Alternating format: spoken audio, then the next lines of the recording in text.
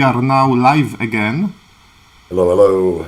Do you hear me? Wait a Testes, second. 1, 2, 3. Okay. Wait a Testes, second. testes. Yes, wait a Testes, second. testes. Yes, wait a Hello, hello. second. Testes, 1, 2, Yes, 3. wait a Hello, second. hello. Testes, 1, 2, Yes, 3. wait a Hello, hello. Wallet and watch. I think now we are good. Okay. That's good. Yes, I hope. Okay. Hello, hello. Witam ponownie. Czy nas obu słychać? Okay, so again, Tom, we were talking about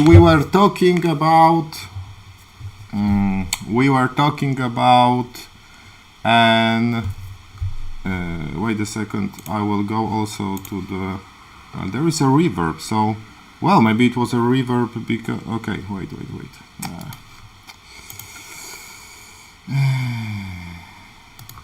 I am opening this old. Okay, there is a new transmission. Okay, so somebody is watching us again. Come on. Hello, tell me, do you hear us? Czy nas słychać?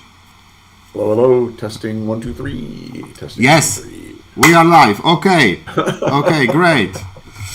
Good job. Yes, we hear you, sir. You hear us both. Great. They are Good. hearing us. Okay, so I unfortunately I will delete this previous transmission. Yeah, we hear you, gentlemen. Yeah, men are good. We hear you both. Okay. I don't know what was the problem. Sorry for the inconvenience, everyone. This shouldn't happen. I don't know why it happened, but now I reused settings from like a previous stream, so now everything is okay. Yeah, we were talking about Washington and Washington DC, and I also heard like the New York is called Big Apple because there were orchards there. Oh, is that right? I didn't know that. I knew it was the Big Apple, but I never knew there were orchards there. Yeah, to some big. And New York's a big apple state. There's a lot of apples grown there. True. Even today? Yes, New York State is a big state. I mean, it's a fairly good-sized state. A lot of land, a lot of trees, a lot of orchards. Beautiful state. Okay, we had a nice warm-up.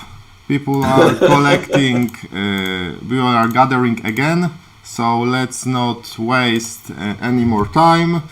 Hello everyone, my name is Mateusz Tużydło. I'm a leader of Patriarchat Association, which is an association based in Poland. This is first, from I hope, from a series of videos I want to call Return of the Patriarchy, when I will ask people from my point of view,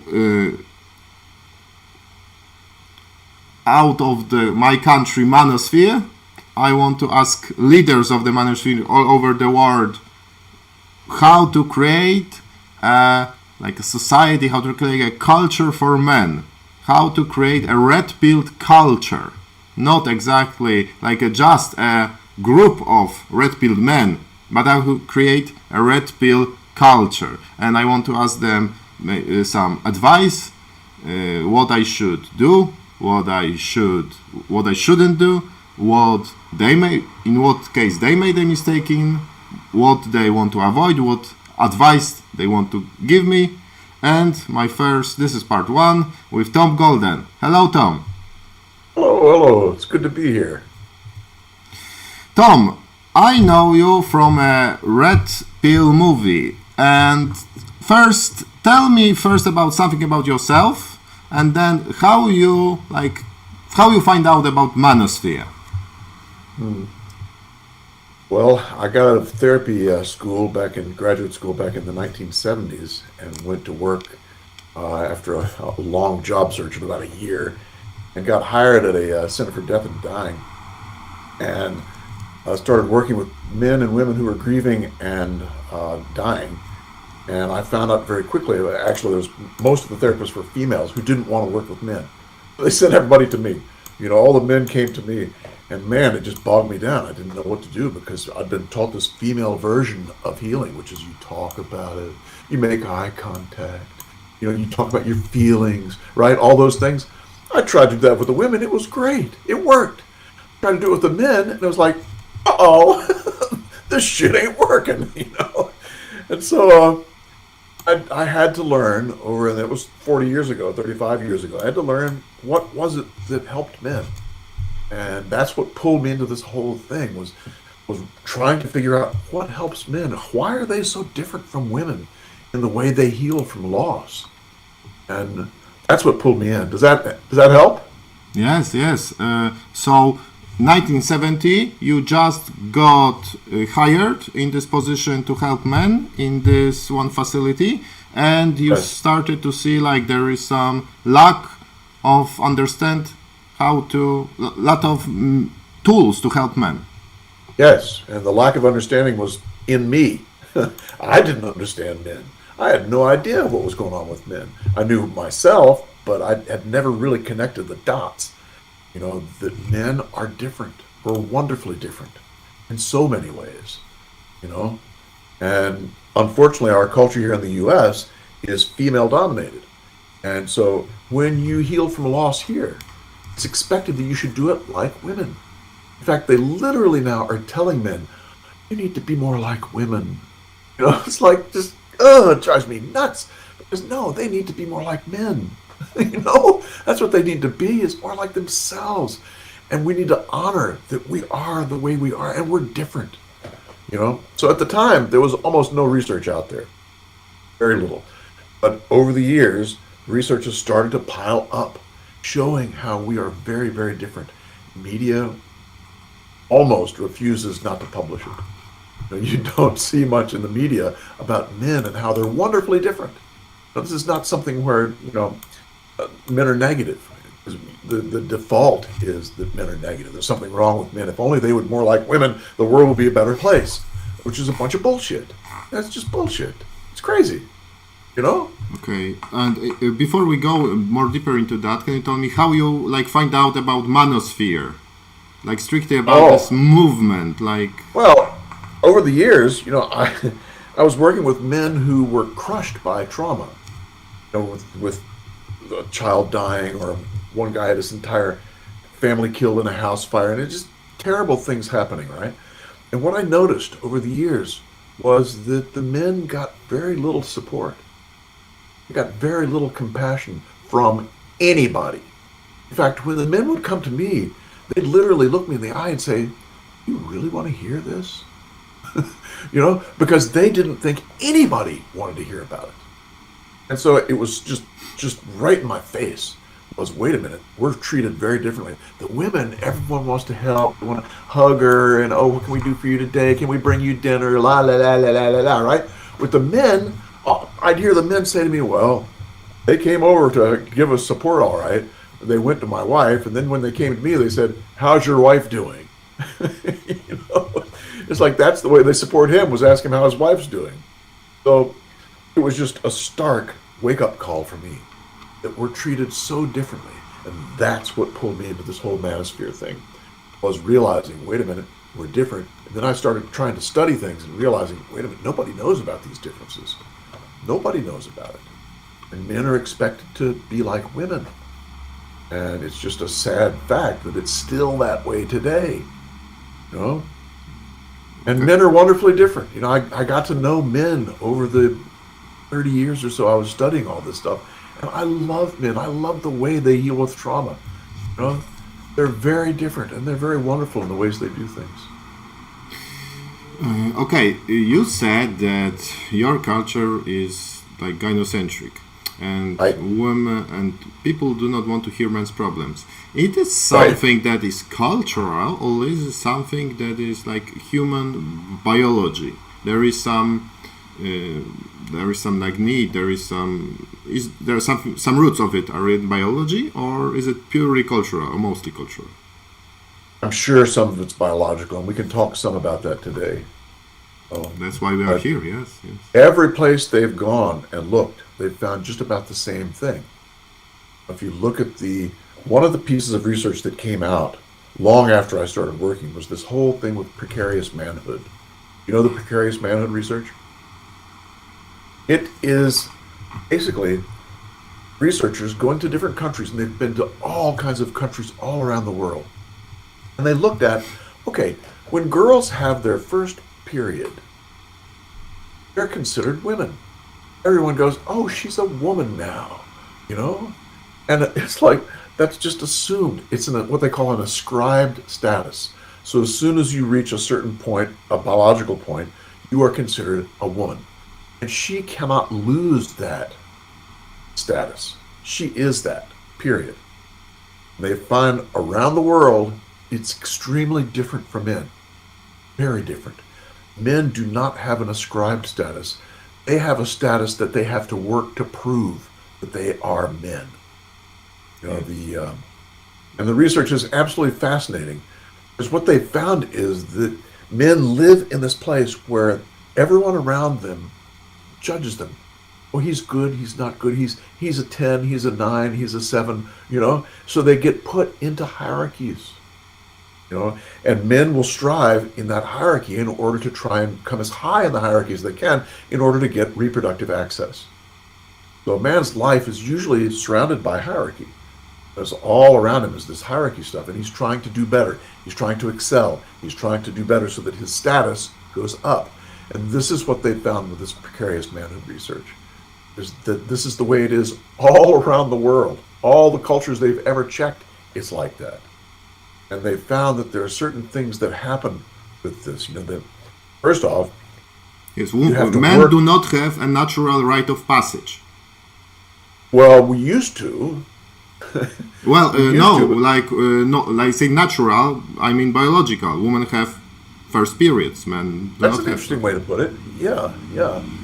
And men's rite of passage were usually culturally endorsed, you know, depending on the culture you're in. And the United States has had no rite of passage for men. Used to be, people would think that the armed forces, you know, going into the army was kind of a rite of passage. In a way it was, but it wasn't anything close to what these indigenous people use. I mean, it's just, in fact, that's the first thing that turned my head when I was just so confused when I first started working in the late 70s. I was just completely confused by all that was going on until I read some of the anthropological grief research. And it blew my mind, because what I saw over and over again was, in all these different cultures, everyone gives the women a place to emote and to talk, right? But the men, no. They give the men something to do. So it really shocked me into seeing that men tend to grieve through task. We tend to help ourselves through trauma, through doing something. Not by yakking about it, but by doing something. And you can see that over and over again. Once I saw that, then I realized, holy crap, this is the way it is. And I also realized that in our culture, we have subcontracted all of the things to do around a death. Someone else digs the grave, someone else makes the marker, someone else gives the eulogy even sometimes, someone else digs the holes, someone else makes the coffin. All of those things that men used to do in our culture for their loved ones, now we subcontract. And it's left men with nothing to do. And it's this action that men need in order to move through their loss, you know? So men are very creative in how they respond to this lack of action, lack of prescribed cultural action. And they do it themselves.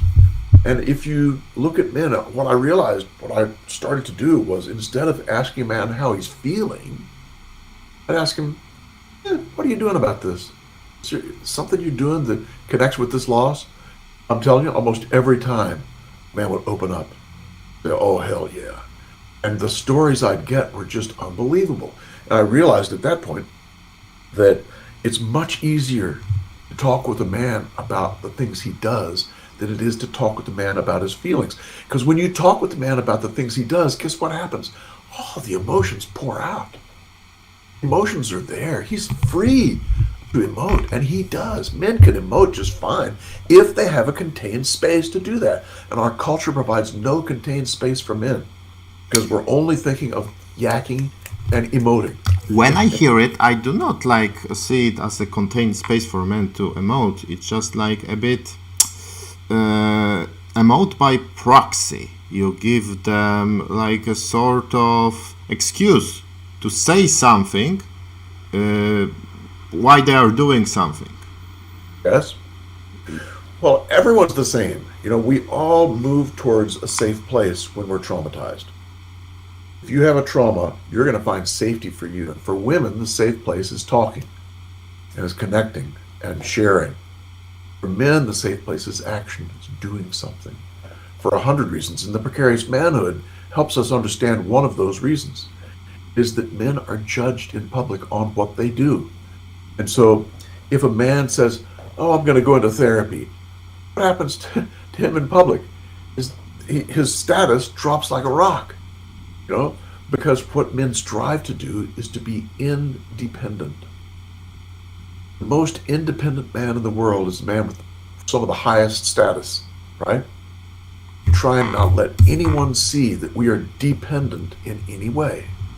And this is why men move towards action, because the action does not impact the trauma of the culture saying there's something wrong with you. At the same time they're saying you need to grieve like women. It's this double standard that with men just pushes them down to a small space. And men scratch their heads and say, well, what the hell am I supposed to do? This is crazy, which it is. We're living in a crazy place. All the men I've ever worked with, once we start talking about the things he's doing and the ways he's connecting with his loss, he's so relieved. He's so relieved because he's thinking that he's not doing it right. I mean, he's convinced that there's something wrong with him. That, oh my God, why am I not crying? Why the hell do you think he's not crying? Do you know why men don't cry as much? You know why? Because they are shamed for it. Or what? They are shamed for it. Well, that's true too. But one of the reasons is that testosterone limits a man's emotional tears. So men get 10 to 20 times the testosterone as women. And testosterone limits the emotional tears. Not only that, it does all kinds of other things too. It blurs the emotions as we're in the midst of feeling them. So, go ahead. I wanted to return to this independence, and you said the action, action leads you to independence. Can you clarify? Okay. In the hierarchy, and in Precarious Manhood, if you take an action and are successful, your status goes up. So men are doing things where their status will go up, but they're connecting in with the loss. See how it works? So the active mode, the doing something, is their safe place. So by doing something, you are showing, even though I have a problem, I'm not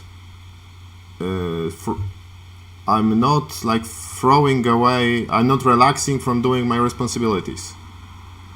Right. Yes, I'm still the man I was before, but I'm going to do this action in honor of the loss. And that's the key for the masculine side, is that you do an action that honors your loss in one way or another.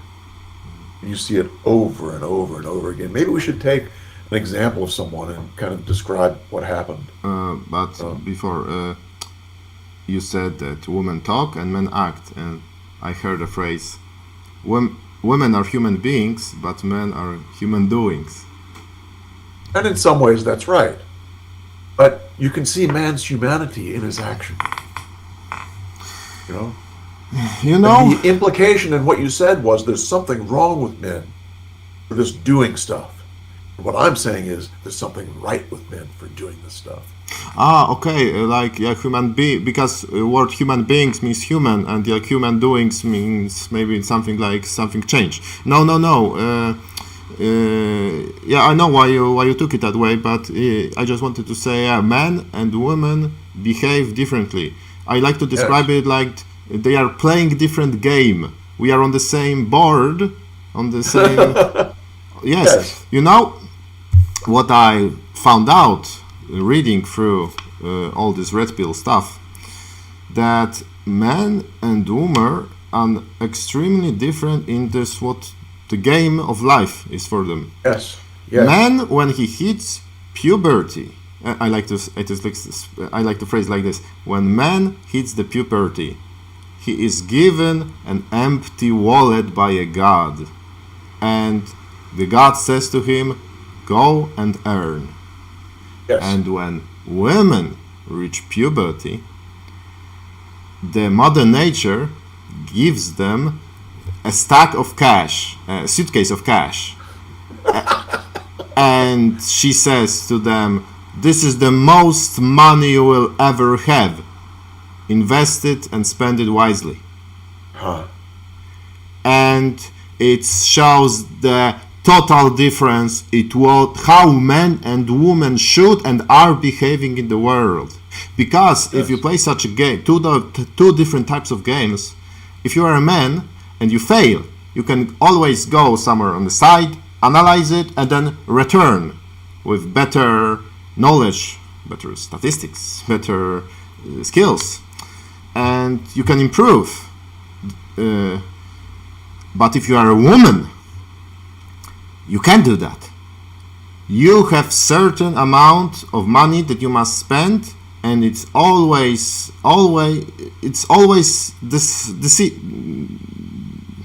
decreasing. And that's why when women fight with other people, with other men, with other women, their fights are destructive because they do not have a way to earn. They only can win by putting other people down. Oh, interesting. And so that's why when women start to initiate violence between themselves, it's usually like extremely destructive from their point of view. They are pulling each other's hair, they are gouging eyes, they are really doing something from a point of view that is immoral. You know, I am always curious why in the war there is so... The combat is really in some ways chivalrous. You have swords, you have guns, but there are like torture is something that is like not existing, but there is something like dishonorable in a man. Men are so afraid of being humiliating this way that they are not doing this on each other like in serious manner. But with women, yeah, it's a bit different, because if she will pull the hair of the girl she doesn't like, well, she will have a problem. And you know, now maybe it's not a huge problem, but go 50,000 years ago and find a guy with, if you have a scalp here. So yeah, that's why that's what I observed. That's interesting. That's interesting. As you were talking, I was thinking, that when a woman is puberty, God comes to her and says, "Here's your Mother oven." Mother Nature, whatever, comes to her and says, "Here's your oven. You only have so many eggs. Be careful." Only so many eggs. Whereas the man has plenty of sperm. Again, really, is it when woman is born? If she's created in the uterus, it's then when the cells, those female cells, are created. It's like really they do not create them. I don't know about this part about like women biology. I only heard. Like you said about the eggs. Hello, do you hear me? Yes. I'm trying to understand what you're saying, though. I can't get it. So wait, men create sperm, but women do not create their eggs? Right. They don't? They're already there. Oh. And they lose it every time they have... Every period is one more egg down the drain. So the more woman is pregnant, the more eggs like stays? The more a woman is pregnant, the more what? If woman is like pregnant young, then those eggs are staying there. And the longer woman is not pregnant... She's got a finite... Listen, it's like on a time scale. If woman is not pregnant, and once pregnant, where she is losing those cells. But if she is pregnant all the time, it's stopping the flow out of those eggs. So the more woman is pregnant, the more eggs stay. That's a good point. Yes, I think that's true, because there's no period while you're pregnant. Yes, exactly. Yes. So that's a good point. Huh. Interesting. Okay. Let's go to the next point. What's the next point? How to help men. You know, if there is a man, I heard this terrible phrase, but I think it's true.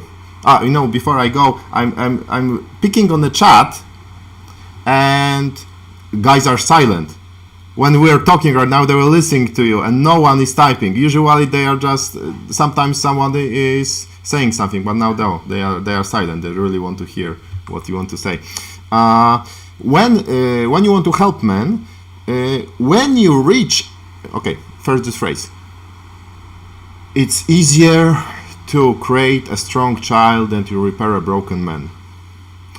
And I think there's some truth to it. Yes. I talked a bit with people who are touched by parental alienation. And it's a terrible thing.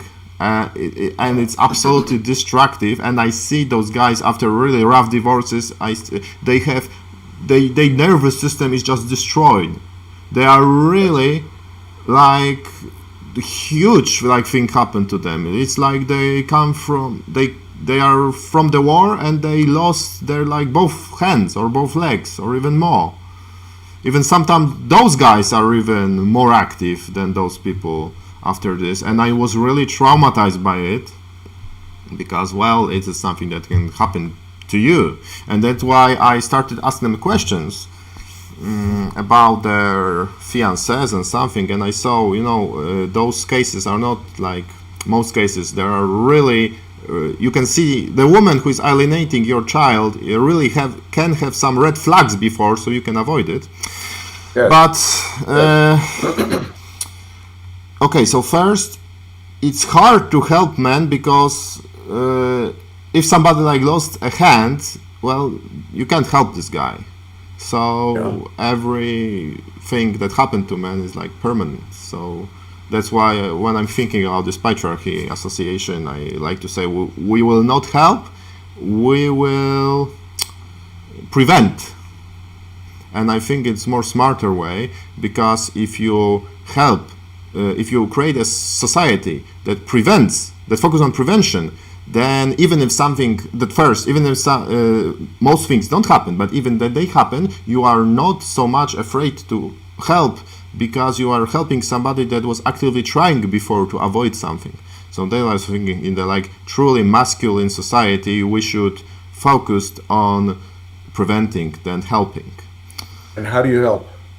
Well, yes, and exactly. Okay, so this is the question: how do you help? Because if you reach a hand to a man and ask, "Come, I will help you," by grabbing this hand, he proclaims to the world, "I have a problem. I'm lower status. Help me." Right.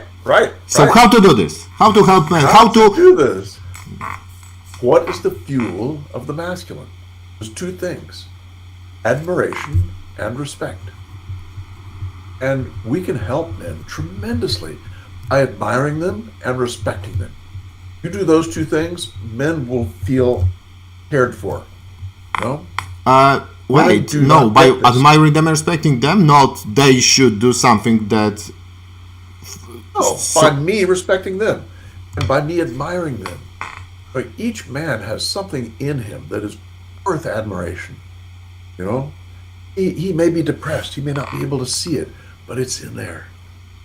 Helping men understand that they have worth and value just in being men. Because right now with this whole toxic masculinity crap, what does that say?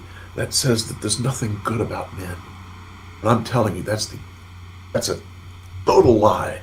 A total lie. Because men have value in themselves. This is what the red pill has done. The blue pill said, you have value in what you do.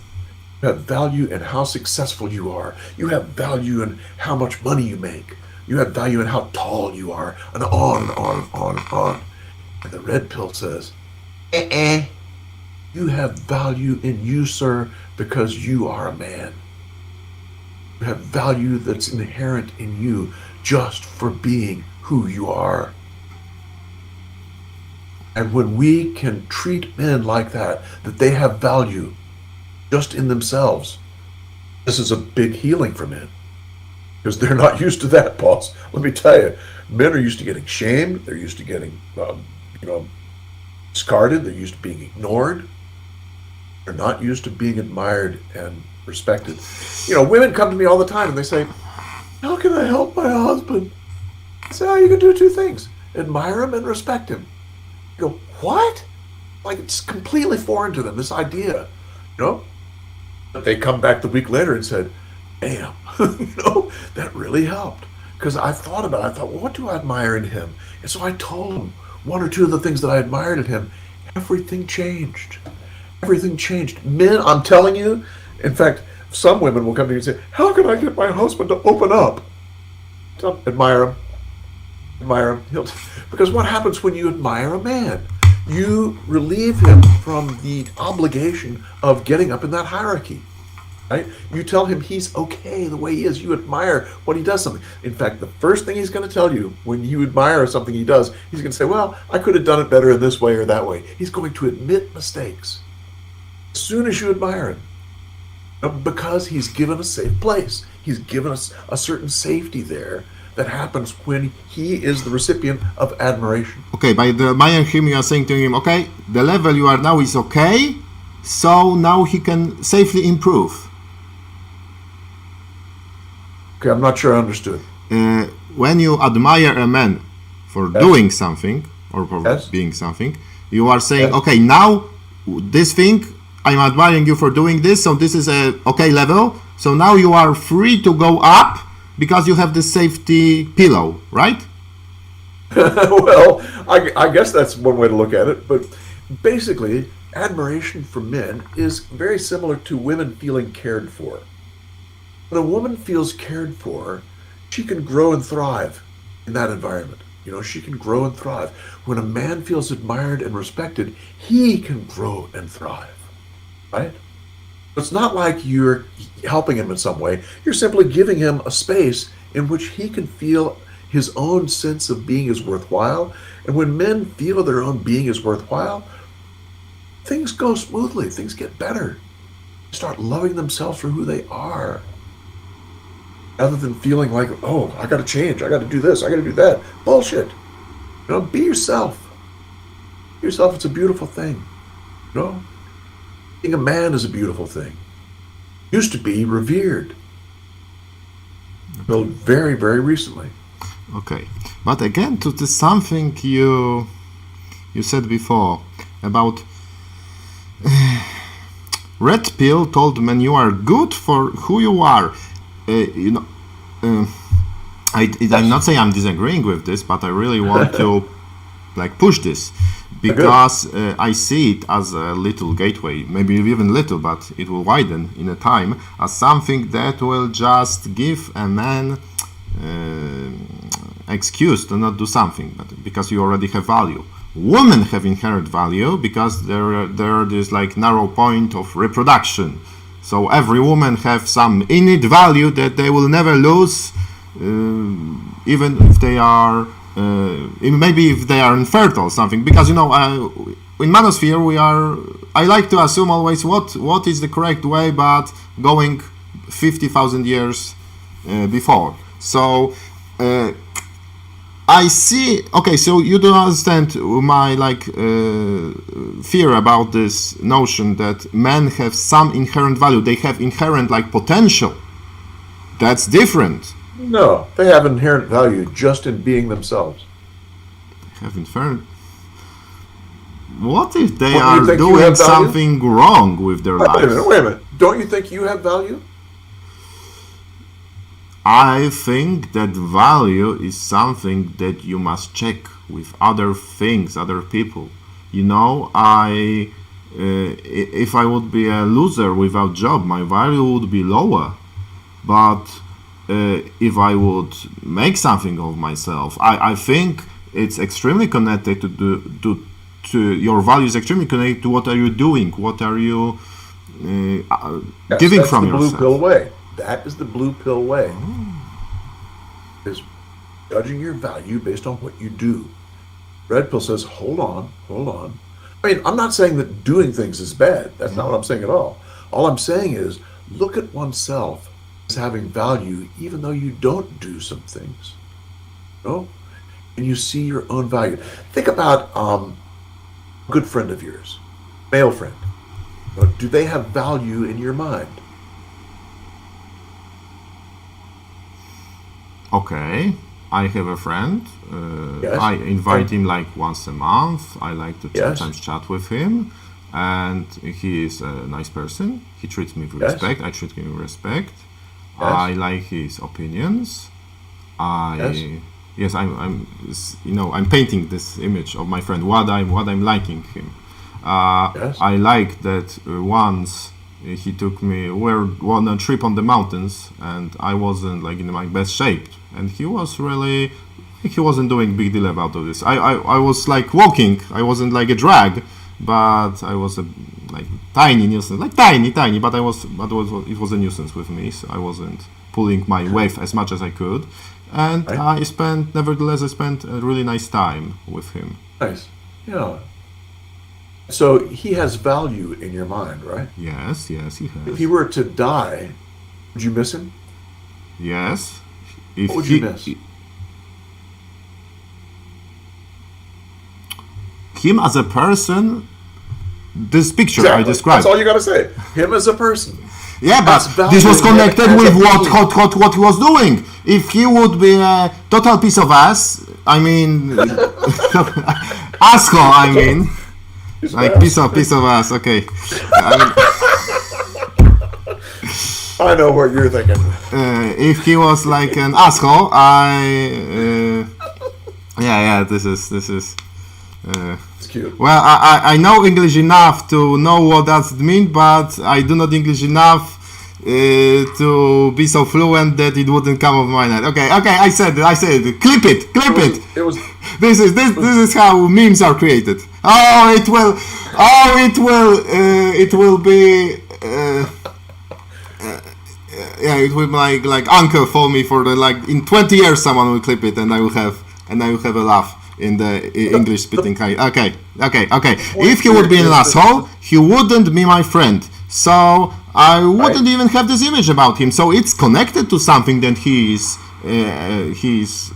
from giving from himself. Yes. And if he no longer gave you those things, would he still have value or not?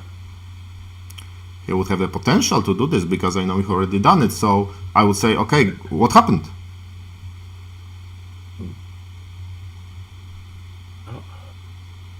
You know, you are accusing me of being blue pill, and I treat you. I'm not accusing you of mad. anything. I don't want to really poke it. I'm not accusing you of anything. That's not the point. The point is that men do have value just in themselves, just in being themselves. And it's a radical concept that most men can't get. Think about the MGTOW guys. They have value. They've started to see that their value is in themselves. It's not in what they do. It's not in their marriage. It's not in everything on the outside. It has to do with something cooking on the inside. They have value just in being themselves. Women have this naturally. They value themselves just for being women, right? But because they have this inner trait that they always, because of the biology, they have a certain degree of value, so this have some fundamentals. Okay, so men on a shelf that is doing nothing have some value. Well, I suppose you could say that. Yes, because they have value just in being a being. They just have a Being value. themselves. Being themselves. I think it's not like that disagree. We have a different point of view about it, and both of those viewpoints have a certain meritocracy. You're absolutely right. I mean, men are valued because of what they do. I'm talking about a level beyond that. Okay, but you said about men, the MGTOW, that find the value in themselves. When you focus on yourself, you are giving a tremendous amount of.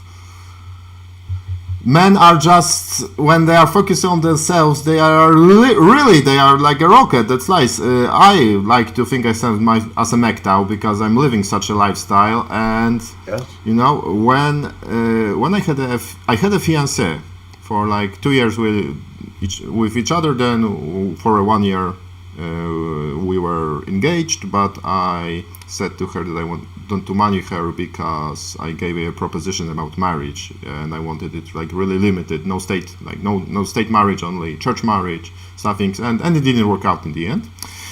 And then I was like left alone. When I was with her, my money was, well, it was disappearing. But after she left, I'm not buying a plot of land, and she left like more than a half year ago, more than 1.5 years ago, and I'm already like buying a piece of land, like without almost any like change of a lifestyle, maybe some more work, but I was just not spending money. And it's absurd how much money is you can man save, like when he's not spending them on girls. Like girls are just really just this black hole for resources. Right. This is yes. okay. I made on the rant. I forgot what I was first saying, but okay, let's finish about this. Value, yeah. Okay, women have some inherent value, and I want to hear. Men do not exactly have a value when he is sitting still, but he is doing something, he can get much more value, and even if it's conditional, it's not so hard to have like those initial low conditions met. You understand? I pretty much agree with what you're saying. I just add on to that men have value just in their being. Okay. And be careful of the blue pill, because the blue pill says that your value is only in your doing. And I'm saying, no, it's beyond that. It's not just in your doing. If you value yourself just because of what you do, that's a dangerous blue pill sign. Okay. Yes. Blue pill says only do, and even do not like. I would add to this that blue pill also gives you like you must do it, and. Like there is no, and you shouldn't be like rewarded for it, like something like this. There are some obligations to you. Right. Yes, you're supposed to do this. Okay, so you say blue pill is no value and you must do, and you say men have value, and I say men do not have value when they stay still, but they have value when they are doing something, and they should reap the benefits of it. That's one way to look at it. Okay. Like I said, there are some nuances in what we are saying, but okay. But before we go to the next point, there are some questions I hear. I won't ask them now. I will ask now people on chat. Please ask questions. I will read them soon. Yes, please ask questions. I will read them soon. And I see one question before from Danielson. I will ask this. Don't worry, it will not go away. So, you now just type a questions, and we will go to the next point. And after the next point, I will ask those questions to our guest. Okay, how to ask for help and get it? I already asked it. How to fight with shaming. Men are sometimes shamed for what they do, and if it's really, if they shade something from doing something for themselves, if it's inappropriate shaming, how men can fight with this? That's a good question and a very important question. It's actually one that I'm working on a video right now on. It's women tend to use passive relational tools. This whole thing called relational aggression. We know that little boys and little girls grow up very differently. And the little girls grow up, basically, if they cry, sometimes they get what they want. If they create a drama, I can't stand it. Oh, well, let's do this for you. Right? If a little boy did that, what would happen? Parents would say, you're not going to get what you want by doing something like that. Big boys don't cry, right? So girls are basically taught to be relationally aggressive. They're taught to do things in a passive manner, to get what they want. There's all kinds of fascinating research out there on how this happens. In fact, most of it is 30 years old, because in today's world, you can't do research like this anymore. The one the one by what's his name, Rich Savin Williams. He took a bunch of researchers and put them into camp cabins of girls and boys and counted behaviors of dominance behaviors. What he found out was the boys were that time in camp will very quickly form a hierarchy based on pushing each other around, telling each other they're the dominant ones, doing things like that. And within a day or two, the boys have this set hierarchy about who's top, who's bottom, right? Girls wait a week before they hold. The first week of camp, they're nice and sweet and they don't say anything. But after a week, guess what happens? The claws come out and they start doing things like passive, relationally aggressive sorts of things. And it's fascinating research. We should leave a link to the study because it's absolutely fascinating. That, and there's more than that. But basically, look, guys, here's the deal. You are taught to be direct and to direct in what you want and to say, here's what I want, la, la, la. Women are not taught to do that. They're taught to be relational, and they tend to shame through a relationally aggressive mode. Okay? So, what does this say? This says that, guys, if you want to not get shamed, you've got to become aware of the way she is doing things. You've got to become aware of her techniques and how she goes about being aggressive to you. They call relational aggression, they call it bullying without violence. Bullying without violence. This is, if you feel bullied in a relationship, you bet your sweet ass that it's because she is basically using relational aggression to get what she wants and to put you into a corner and to shame you in one way or another. So many, nagging is an instance that can be used as shaming. You know, say, haven't you done that yet? What does that say? That says you're an asshole for not doing it, and I'm such a victim that you haven't done this yet, right? And she puts you into this position of going, oh, I need to please her. I need to get out there and do that for her, right? Why? It's just a whole dilemma because you also end up feeling like crap because the shame is transferred then into you, and you end up, even if you go and do that for her, you still feel this heavy load of crap that's sitting inside you that you're not joyful anymore. You know, something's pulling you down, making you feel like crap. So, guys, you need to find out what these techniques are and find out ways to call them out early.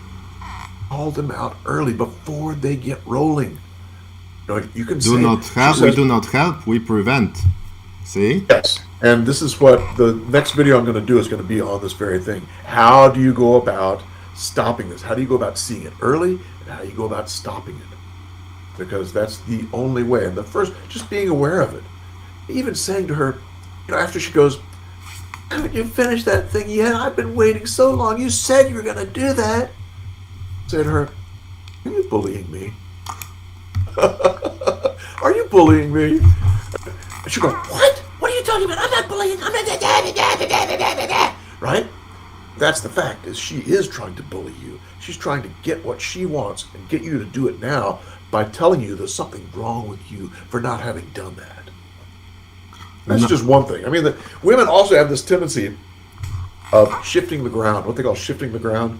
So as soon as you say, no, the way you did that back there was really not very nice. You know? What's she gonna do? Stop yelling at me! Stop yelling at me! Why are you yelling at me like this? Right? And the whole ground shifts away from her being accountable for her stuff and into the spot where she's yelling about you not stopping yelling at her. It's like you lose your ground, you lose your stance, you crumble down, you go, I'm not yelling, what's wrong? No, right? You forget that you were just about to get her. You're just about to hold your point. What we need to learn to do, guys, is to say, talk about the yelling in a minute. Let's stick with this. Let's stick with this thing about what I told you, that I'm not satisfied with the way you're doing X, Y, Z, right? But this is hard, and it takes a lot of practice. takes a lot of practice because these things that she's been doing this for years and years and years. She knows how to get you. Because what does she do? Most of the relational aggressive stuff that she does to you is connected to your status. Because she knows it's your status that she can shame. So, But I find a certain hope, because I think women are not trained in it. This is something biological. And yes. But this means there is a limit to amount of their techniques, because they are hardwired, they are not acquired. So this means we are able to make a list of their tactics, and it will be even small list. I would bet it would be like a small book, like yours, because I've got this video is going to have, I think it's about 10 different things that they do. You know, like in the like romantic era, the people were saying about mystery of women. Women are fucking simple. You know, when seeing like this, they are not complicated. They just mess a little bit with your mind and want to, and you are confused, and I think you mix this confusion with complexity. They just know how to poke things. And how can you confront women? Yes, you can, like you said, you can. I think that like there are like fighting styles different. We should make like this talk style for men, like techniques that. What I want, I'm starting to like theory crafting a technique that if a woman is talking to you and you feel like even like 1% there is something wrong with what she's saying, you say it like, why this tone? Why are you doing this? Exactly, there you go. Yes, Why this tone? Nice. Yes. Nice. And also what is that different thing they are doing? Women are doing something bad, like they are starting to shouting because they want you to even go escalate. And then if you escalate, they play the same victim. That's it. That's the trap. So when she is starting to behave wrongly, your tactic then is you started to shout. I will write this down, this date, and what you done. Exactly. You know, I'm thinking about that maybe in the future. I don't know what will be success of it, because I think it will scare a lot of women if I would like start doing this. But I would think about something like, I call it like a marriage journal. I would say to men, listen, you get a piece of, not like a book, but you know, this notebook. Paper, yeah, not like piece of paper, but like the what kids are bringing to their schools and their notes, and they're noting them. That's a notebook. Notebooks, yes. Okay, so have a notebook, have a pen, and do your marriage journal. And every time woman does something, you write it down. And just writing it down, it doesn't mean something bad. You are just putting in a piece of paper like an evidence. And learning. And she's saying something, oh, why you are writing this? You can say like, well, we have such a wonderful marriage, so we can. Which I just want to note it. And also, you don't need to write some bad things. You can write bad things, but you can write good things. Like a good cooked dinner or some nice evening or something, but she will know that if she will do something bad, you will go there and you will write maybe in a red ink something that she did slightly wrong, and this is like a special, like the sword, like this dagger between the plates of an armor. I think there is some potential in this idea. I think it's like very robust idea to force men to write about their marriages. It's a bit sophisticated, but it's worth exploring. And when she says, why are you writing about the stuff that's happening? What do you say to her? I just want to collect the things we did together. Add on, I just care about our relationship. Every time you want to talk to a woman about this, talk about how it's important to the relationship. she cannot argue with that. She can't say, why are you interested in the relationship? Because that sounds like an idiot, right? You're interested in the relationship? She's going to tell all her girlfriends, oh my God, he's interested in the relationship. What's wrong with him? But this is the way in, guys. This is the de-detonate everything. And you can just calm everything down. I care about our relationship and I really want it to work. That's why I'm writing this stuff down. Oh? Yeah. We've got to become more aware and more savvy in our relationship. And also, men need to say no. No, they've got to stand up and say no. And I think there is an even next level we can do this. Women also tend to help each other. When the woman wants something from a man and he is saying no, she starts to employ other women and making the problem of the larger group of people. And she's sometimes, not all men in your family will be so not afraid of their wives. So it may help, because some men will not help you, but most women will help other women. So I think the next tactic is to employ other people. Because it's problem with living in a family. That's why I want this journal. And, I imagine sometimes when there will be like these patriarchy meetings, a bit like going to church, we will go with this journal and we will, on these meetings, there are maybe like from 10 to 50 people max, we will ask, okay, do you have something interesting to read? And we will some people will read each other's stuff, and then we may choose two guys, one with something that his wife done best, and second with something that other man that he had worst wife for this period.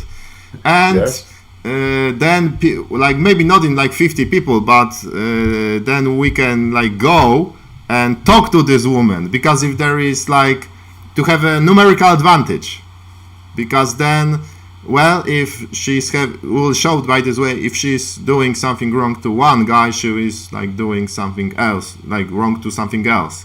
And because we are all know, as men, as patriarchs, we all know this game, like there's no shame in it to the loss of status. I don't know, like I said, I'm theory crafting, but it's very, very important what you're talking about, because what does it do? It gives men some level of support.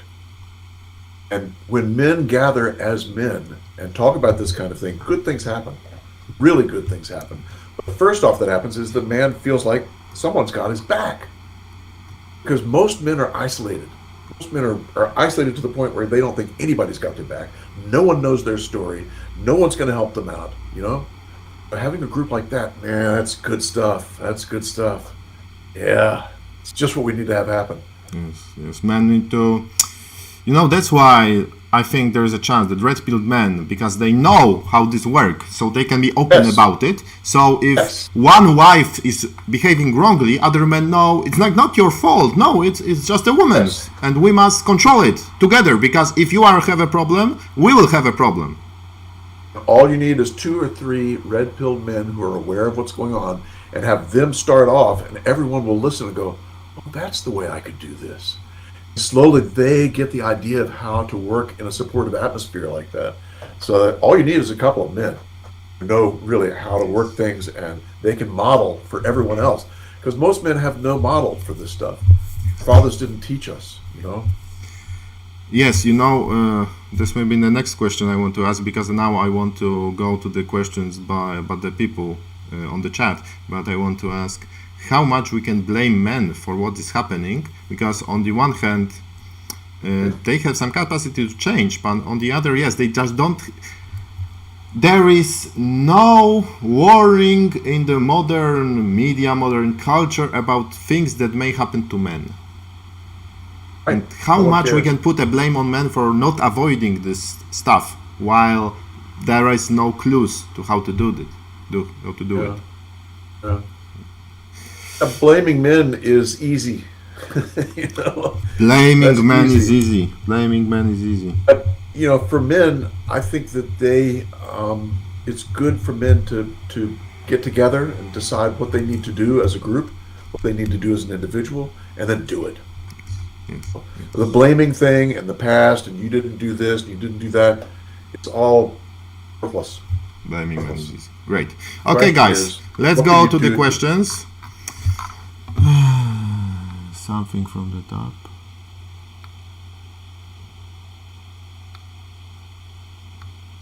Okay. Danielson, Arthur, he asked this even before I said about the questions. Mr. Golden, how do you think?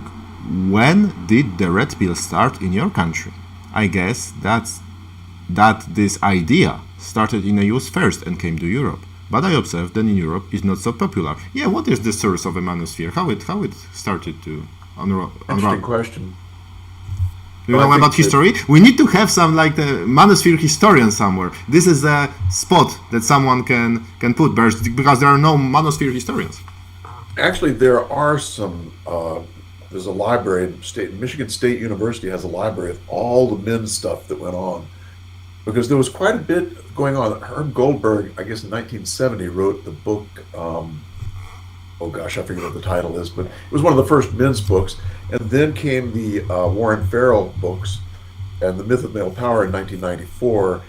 And that's kind of our history, along with the mythopoetic movement, which was really, I think, the birth of the Red Pill, was the mythopoetic piece, where Robert Bly and Michael Meade, Robert Moore, people like that. What year was it? And what are those people? This was the late 80s and early 90s. I think it was something like this Duluth model. It was like now 70 something, and from this it really sprung out because then states started to attack men like directly. Huh. You know about Duluth model, I think. Duluth. Model. It's a model of. Duluth model, yes. Yes. Okay, it was Yes, that around was- 1975, Yes, right? that's right, the middle of the 70s, that's right. Yes, and then the state started to attack men directly. Duluth model. Can you describe Duluth model? You will do it better than me, I think.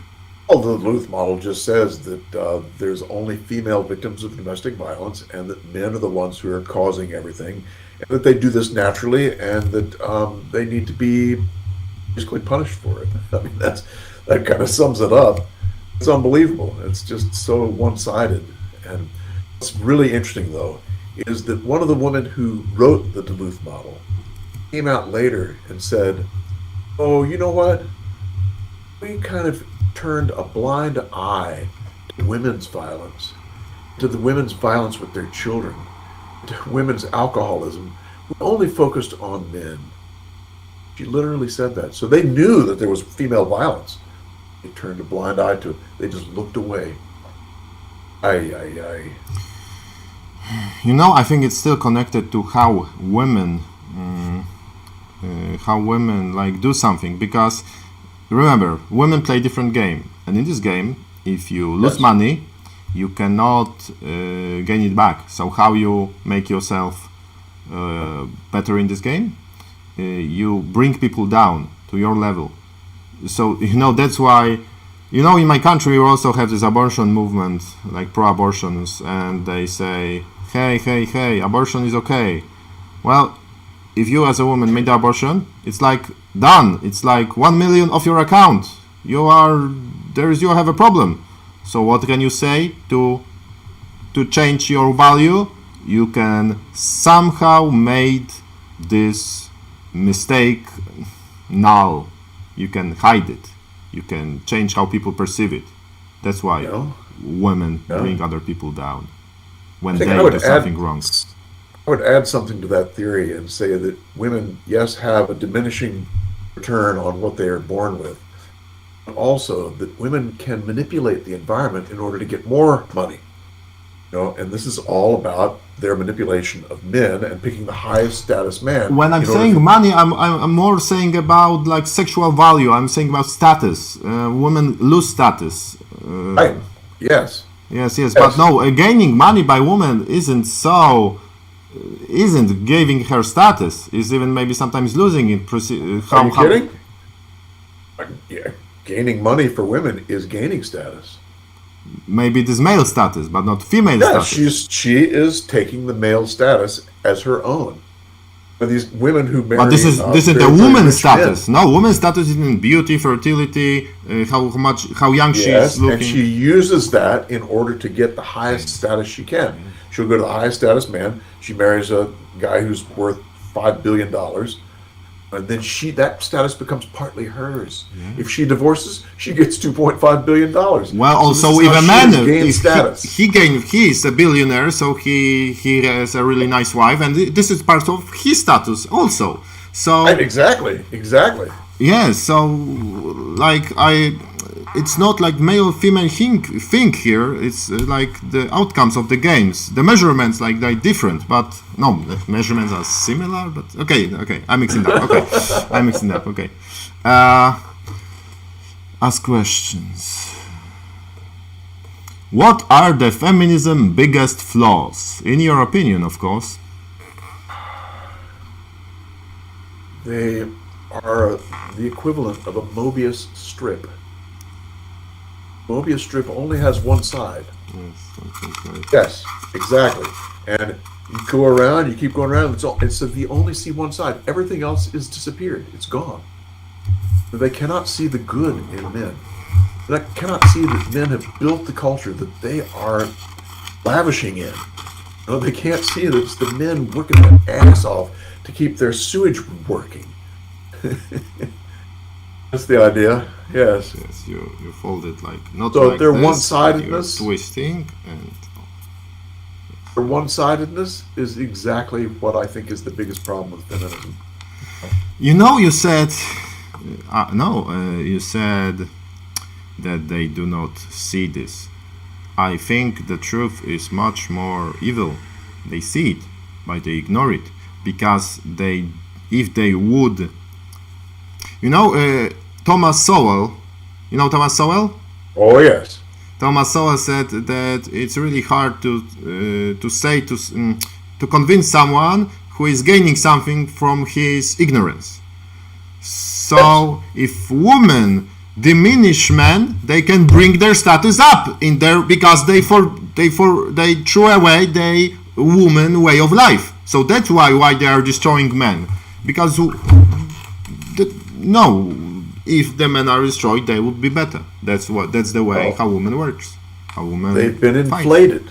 In women, I have this one video where you see something just popped up, pump, bigger, pop. That's what's happening with women. Women have been inflated in our culture to think that they're wonderful. The future is female. It's like just one-sided stuff that's so nutty. It's crazy. I really want to see how now is life, divorces, alimony in Venezuela. I really want to see it. Oh, jeez. Because if it would be like more better for men there, it would give a solace in this thought that even if women destroy the world they destroy will be the new world will be like better to live in. Yes. I'm saying, Indeed. why have all this money if life is shit?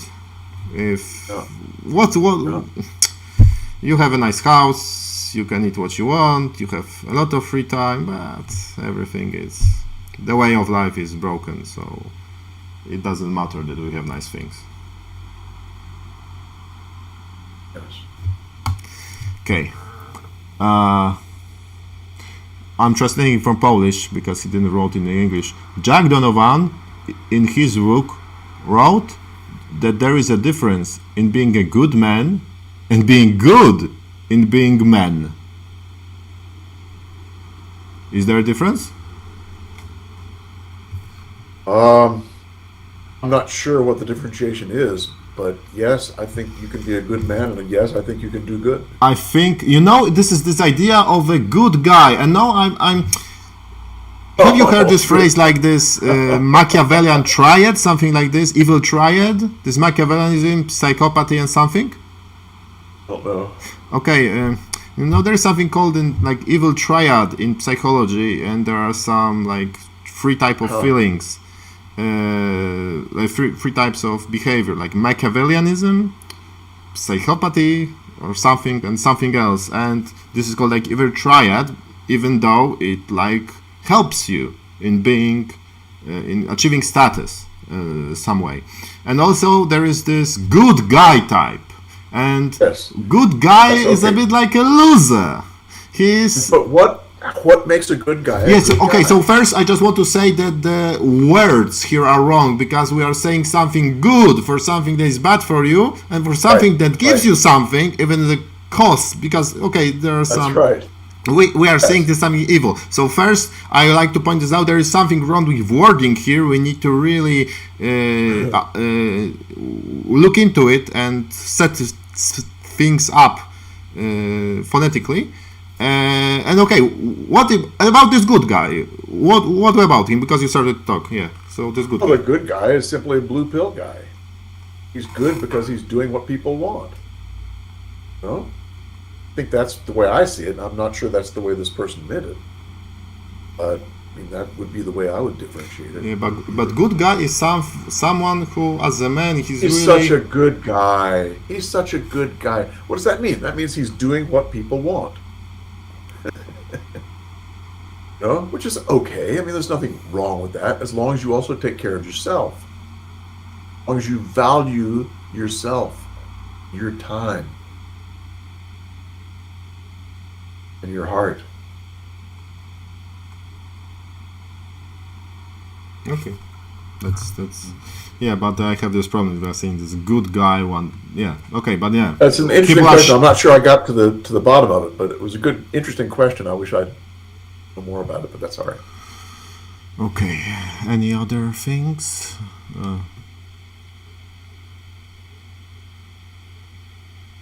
How to defend against using children as living shields by women in an argue?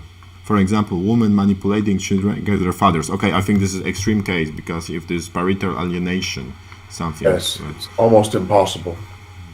Almost impossible. And Right now, I mean, not like in the ideal world, but with modern way things are. It's impossible, right?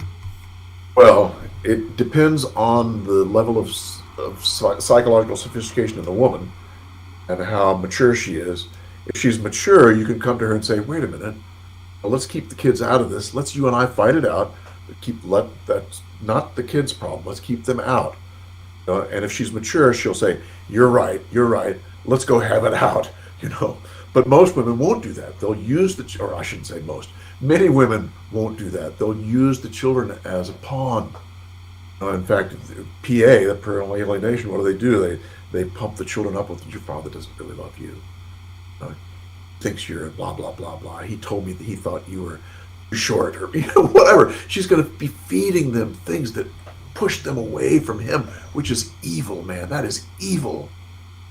The whole thing with parental alienation is just so evil. Along with the family courts, that's evil too. We need to start confronting evil for what it is. Ugh. Yeah, there is other. I heard a phrase from those alienated guys that you may have rights on paper, but everyone in a court, in a school, everywhere will just show you that you don't really have rights. Have you heard about the TV series with parental alienation? Oh my gosh. You need to go to... No, I won't do it, because it's really hard for me to hear about those topics. These are extreme topics. And also, I must say, listen, if you are a red... Because I started to ask those guys questions. I had a talk not so long time ago with a man who is alienated. And I started to ask, okay, when you met this woman, how was she? What was her? Her work, and she was doing something not prestigious. What was her education? Also, some studies that are not degree, like in something useless. What was her hobbies? What she liked to do? And he then really like partying. And listen, this is just, if I would be near him, or he would come to me, "Listen, I met this girl, she's like this, and I said, "Okay, listen, these are red flags. No, I think she's not suited right now." Right. So And in your patriarchy group, you can help people know what those red flags are. yes, The plaque on the wall says, "Here are the red flags. Look out for this." You want a partner. You want someone who can listen to you. You want someone who can advocate for you. You want someone who you can cooperate with. You want someone you can argue with and come to a conclusion together. You want someone who's able to be with you. What you don't want, and then go the whole list of what you don't want. Someone who shames you, who won't listen. Those are red flags, man. Those are red flags. That's why I'm also theory crafting how to set up things so it will work, because the problem is when there is no enough good women for good men, and also vice versa. And so how can you set up things that it will bring this good behavior out? And I see the problem is, like, even you find the girl that is good partner, now people live really long lives, and there is not sometimes uncommon, like when people are even 40 years together, they divorce. I heard about, there is this actor Roll Perlman, and after 38 years of marriage, his wife divorced him and also got huge amounts of money. There is also a famous actor in Poland, Mr. Grabowski, who also had, he is like a popular actor. After 40 years of marriage, his wife divorced him and left him. Maybe he has somewhere to live, but she took the house.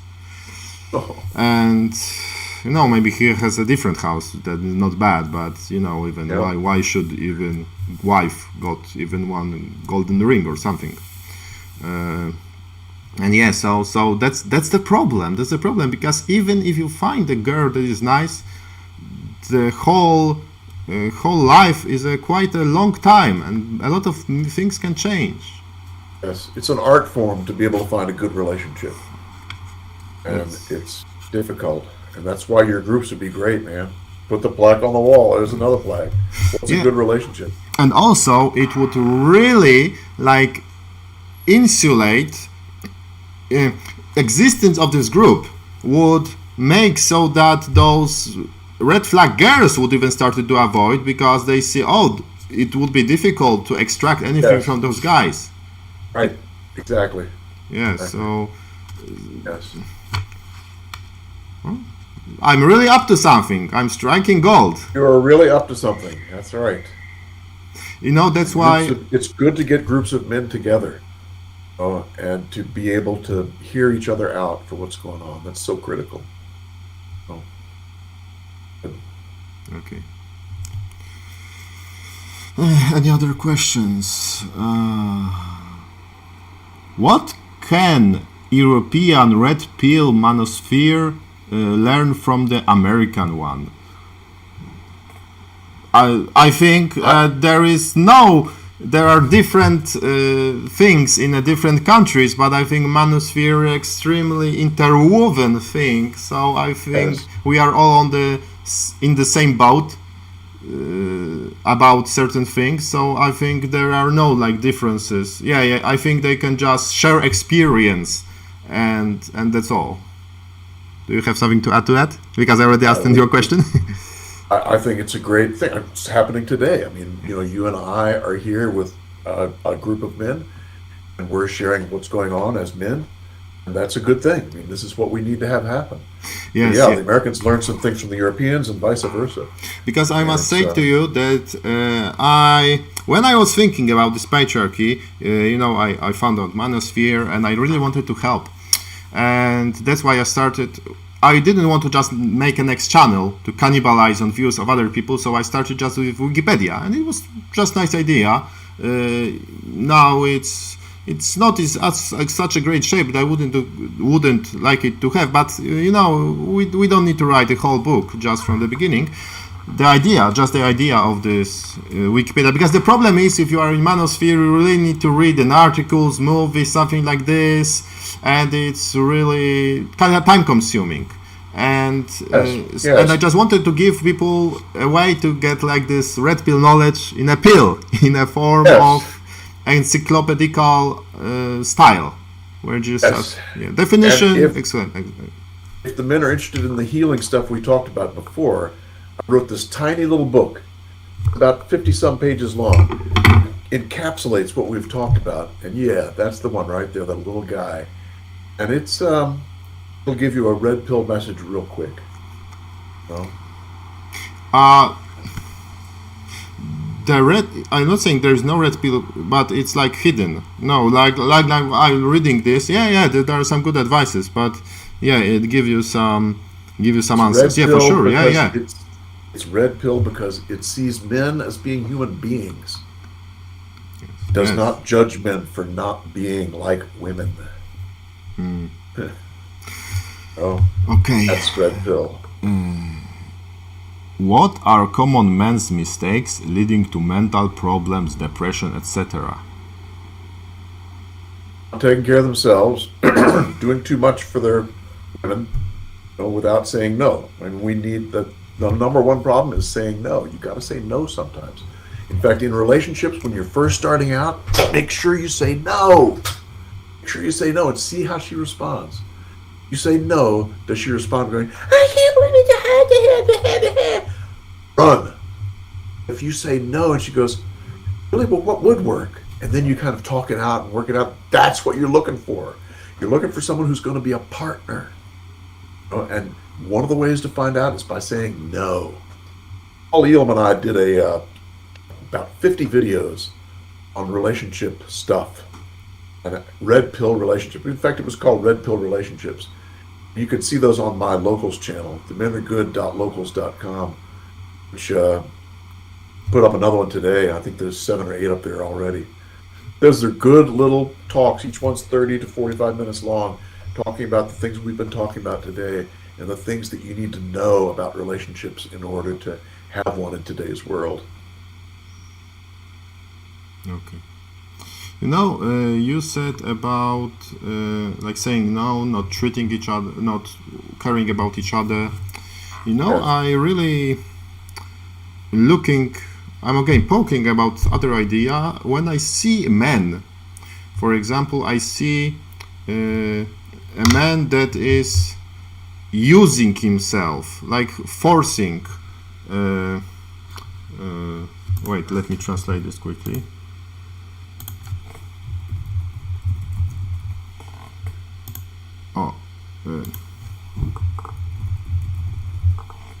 Wearing out. He's wearing himself out, and Yes. I see it not only when sometimes he's working too much or something. He's wearing out also for someone else, even not for himself.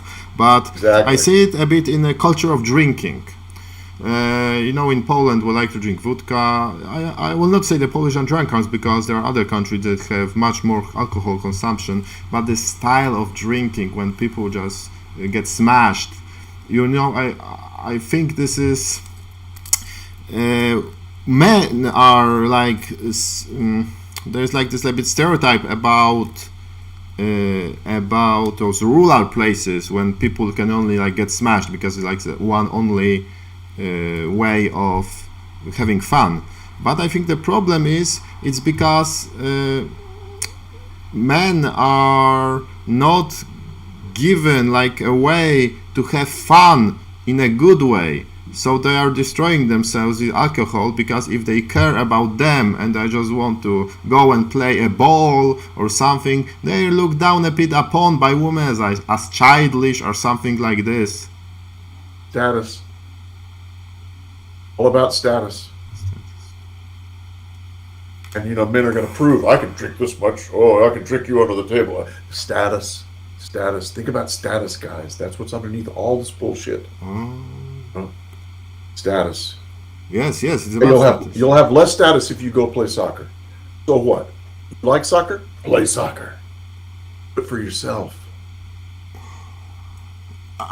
Okay, so there are, because it's really hard to say no, I won't drink, and then go do something productive, because there are because drinking is easy.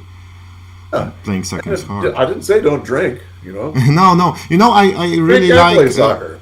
I really like Spartan culture for it, because I heard and they taught little Spartans. They were taking those helots, those government slaves, and they were giving them so much alcohol that they were smashed, and they were so showing this to the young Spartans and said, "This is how you look and behave when you drink too much. And if you want to have a wine to a dinner, no problem, exactly, but moderation." And I really like this, and I really think about how to make an alcohol, because getting rid of alcohol is absurd. I think Muslims did wrong about alcohol, because now everyone is high. So even that's huge problem.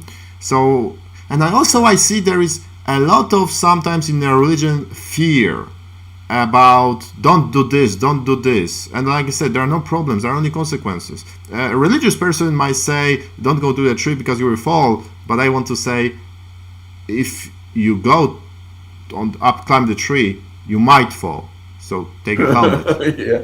Yes. And there are consequences, and I do not want to limit the man possibility to innovate, and I want to create a culture that is like strict but not stiff. We need to have ideological strength with flexibility, not purity of ideology, but ideological strength. And so about this wearing out men. Okay.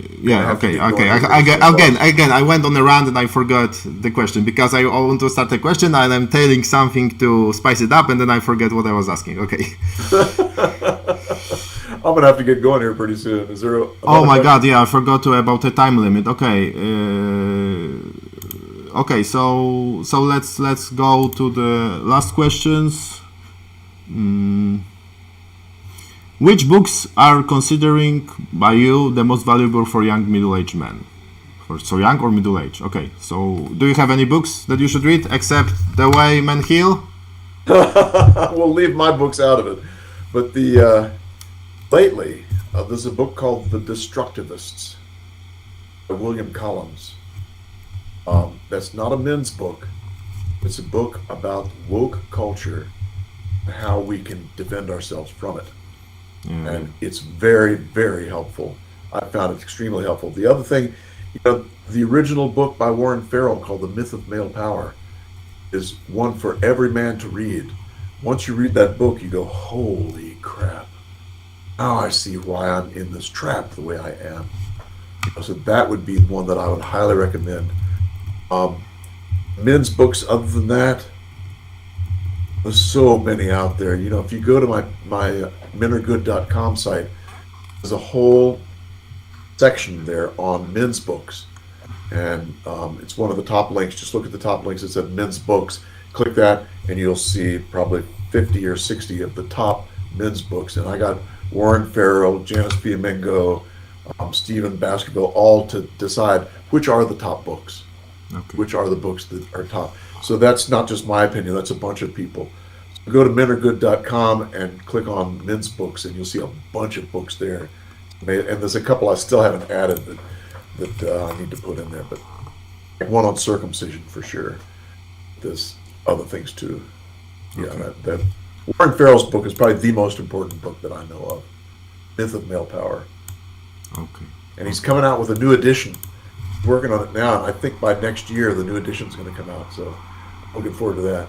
We'll see. Okay. So right. Myth of Male Power, at least. Yeah, because this destructivist, it's in the Bible. It's a kind story, and you just need to leave those people alone and shelter from them. I think this is the best tactic. You need to camouflage against them. Yeah. Unfortunately, camouflage doesn't save you sometimes.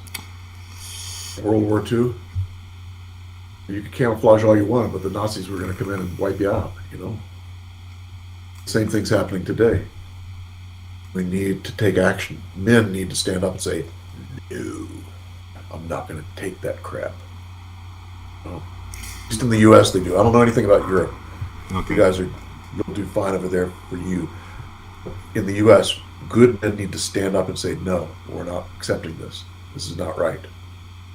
Because basically what it is what the destructive book talks about, is this is a question of morality. These people are immoral. They have dismantled all of the morality in our culture by dismantling the church, by dismantling men. So we're left with a culture that can't say no. What a mess. And I think this is, if anybody would take something from this, it would be men need to gain an ability to say no. It doesn't mean say no, he must also defend this no. Yes. Take the best action you can take. Yes. Not you just must say no. have an ability. Take the best action you want to take. Yeah. Learn to say no and learn to defend and explain this no. Yes. Right. Yes.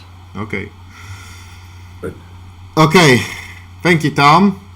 You're very welcome. It's good to be here. It was a great talk. Interesting talk. Yes. We really exchanged some great ideas here. I see we are on equal footing in most of things. I know that you wanted to have a next talk because you had some questions about Poland, right? Yes. I'd Okay. love to hear what's going on in Poland as far as the men's work there. What's happening? So I'm setting it up right now. I have one Good. friend who will talk. Yeah, he's quite flexible at timing, so we just need to pick a date. So prepare your questions. Because I'm not so sophisticated in the realities of it. So about statistics and all those stuff. So I think I'm not worried about statistics.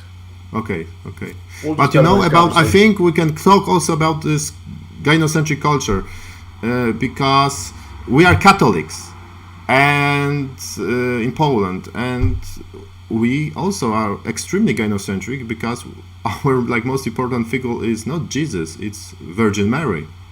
Right. And now when I'm seeing this, the most absurd thing is I went so much on the manosphere in this patriarchy stuff, and I started to analyze it, and I see now that feminists and left is even less of a problem than the modern conservatives.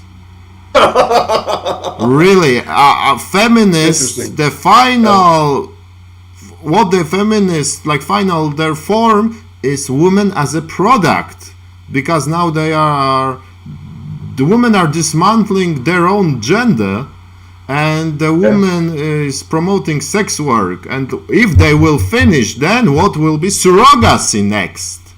Yeah. And I'm thinking about this, and that's nice. Okay, let's hear it.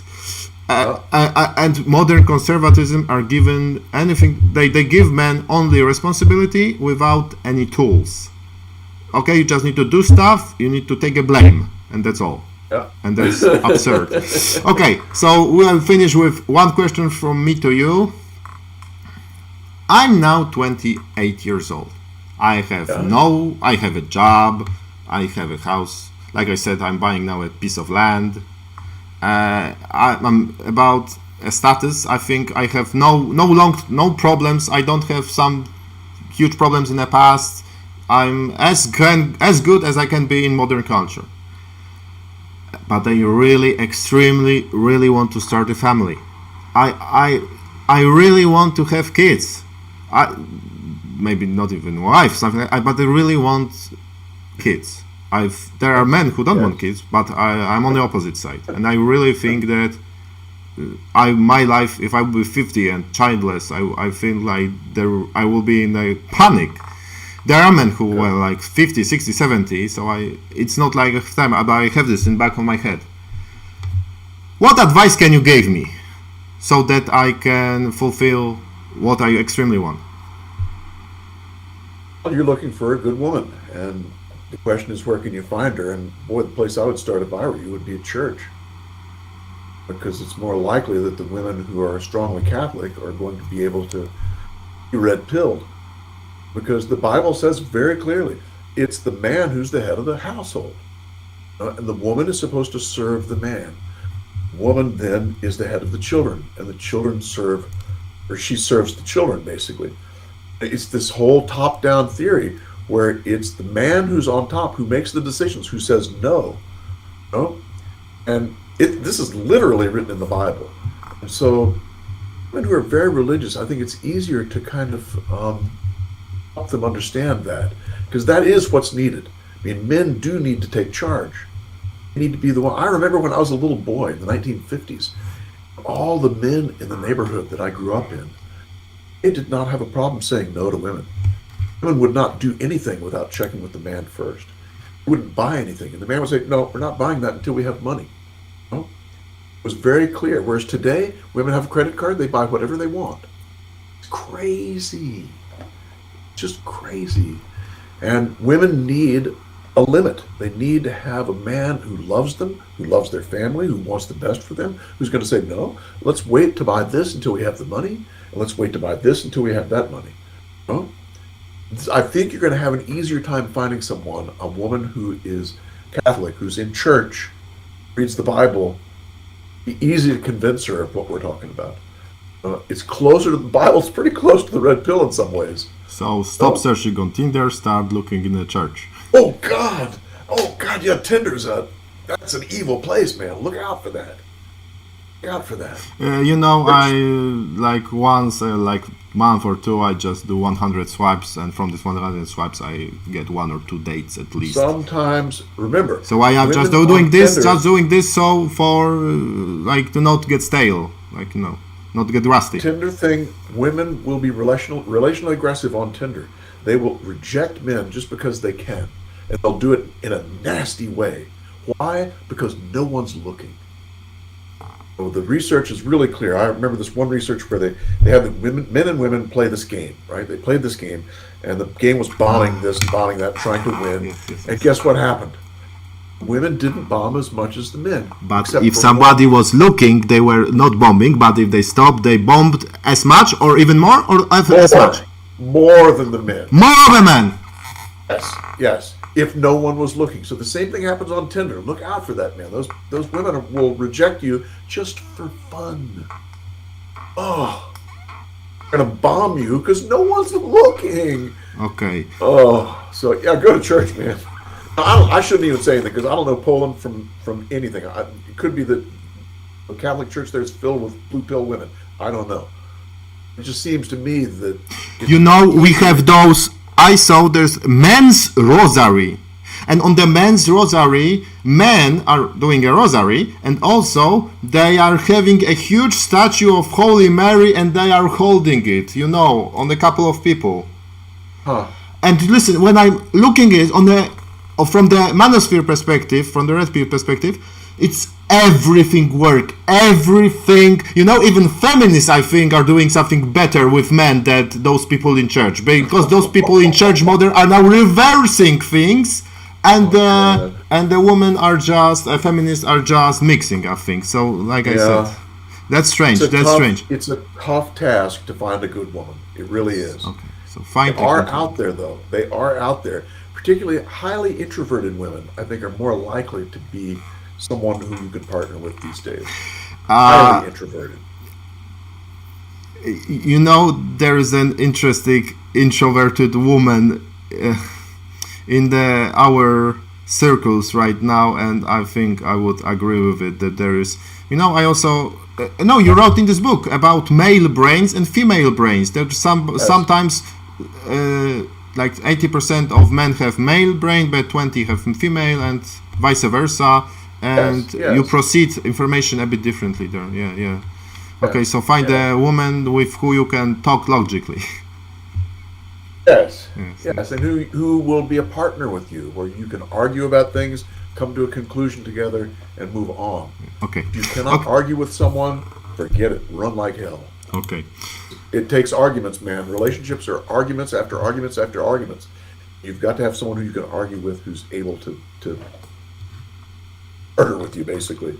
Say, okay, I'll do it this way this time. How about if you do it this way next time? Okay. Okay, and we will finish everything from this. I won't hold you anymore with the comment from Danielson. I wanted to say thank you, Mr. Golden, for this online meeting. Thank you for you, Matthew, for organization, and greetings to all viewers. Very welcome. Glad you're here with us. Okay. So thank you, everyone, and listen here on the site, or even I don't know how it's mirroring. You will have information about our meeting. It will be in 4 weeks, I think, in the Warsaw. So go there, and details about this are on our Facebook group. So remember, we have a meeting. I should say at the beginning, but never mind. Okay, thank you. See you. Very good. See you then.